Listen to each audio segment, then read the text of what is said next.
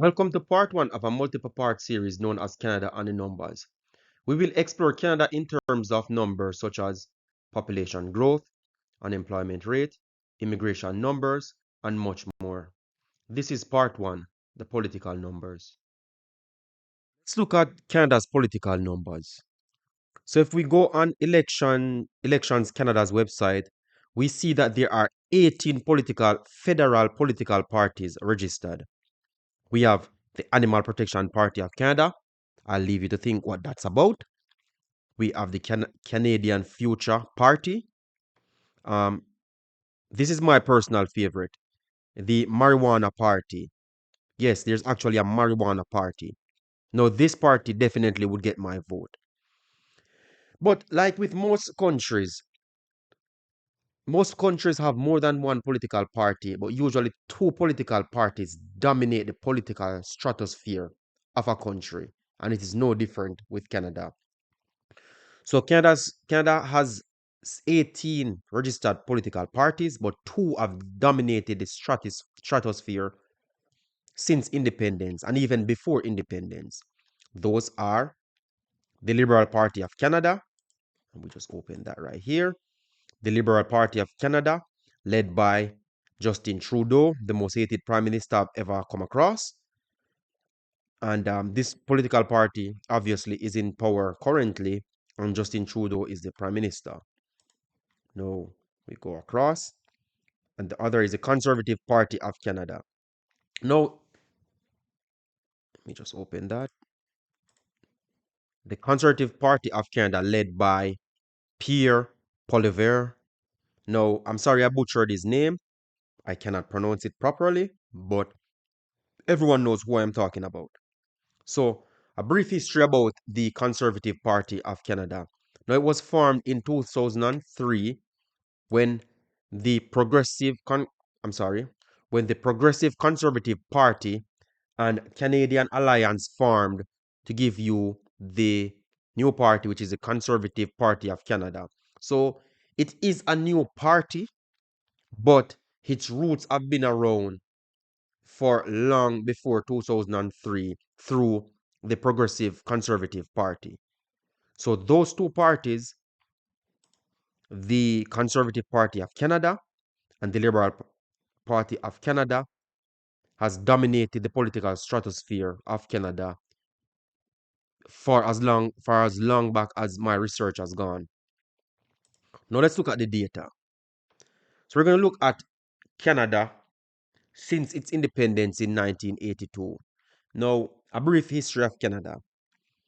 Canada was a colony of the British, and I would assume that everyone living in Canada would know that because I mean the Queen appears on the $20 bill. So Canada was a colony of the British. Now, in 1931, through the Statute of Westminster, Dominions of Canada got formal recognition of its independence and equal status with England. Now, what this is simply saying is that through the Statute of Westminster in 1931, England said, "Hey, Canada, you are on equal footing with us. You are you have autonomy over your country and your laws, your legislation. You can stand on your own. So we will not meddle in your political affairs, especially parliamentary affairs. You govern yourself."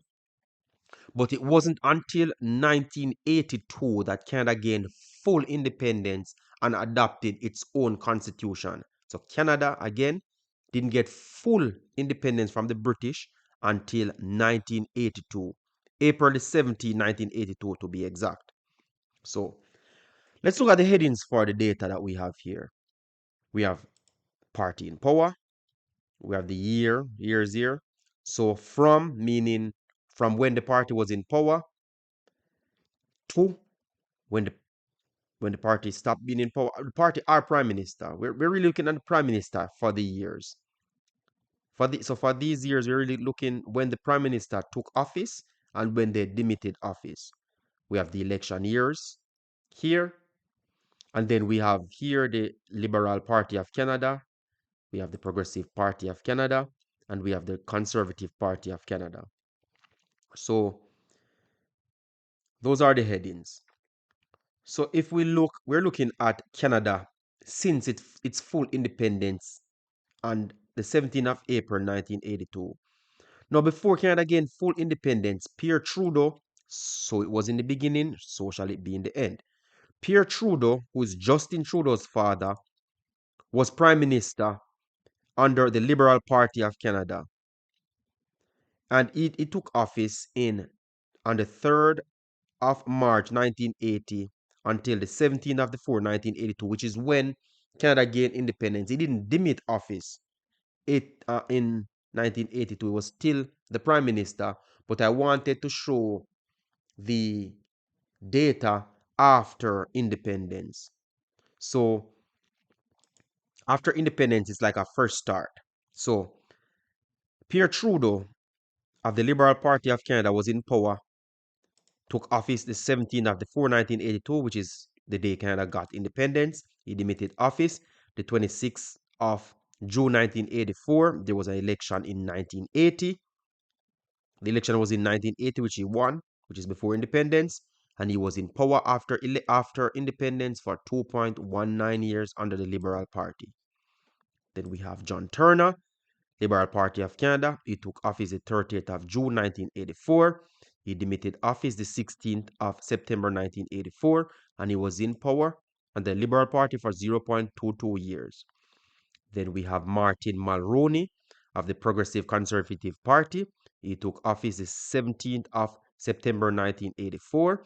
He demitted office on the 24th of June 1993.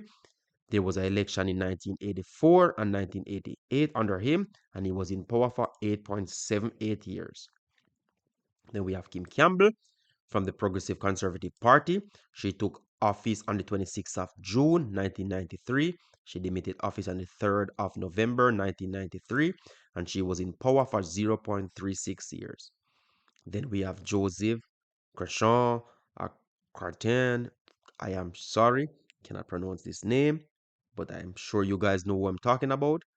Crescent from the Liberal Party of Canada. He took office on the 4th of November 1993, and he left on the 11th of September 2003.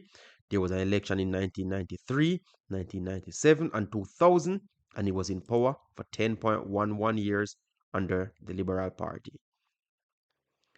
Then we have Paul Martin, much easier name to pronounce, from the Liberal Party. He came in office the 12th of December 2003. He demitted office the 5th of June 2006. There was an election in 2004, and he was in power for 2.16 years. Then we have Stephen Harper from the Conservative Party of Canada, which is a newly formed party.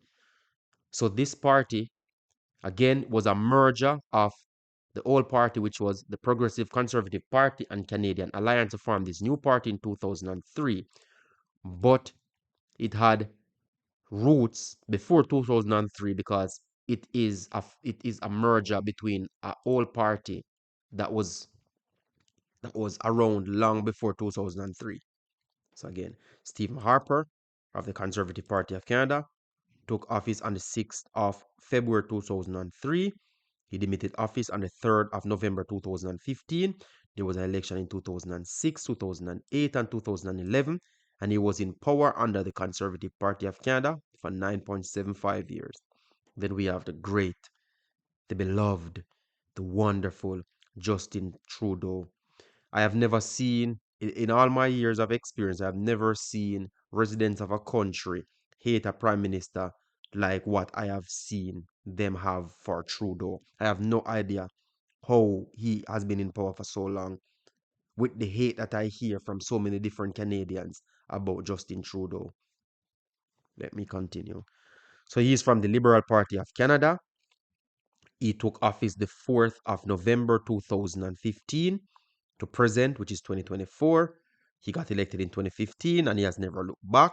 He has been in power for 8.45 years, and this 8.45 years is up to the 17th of April 2024.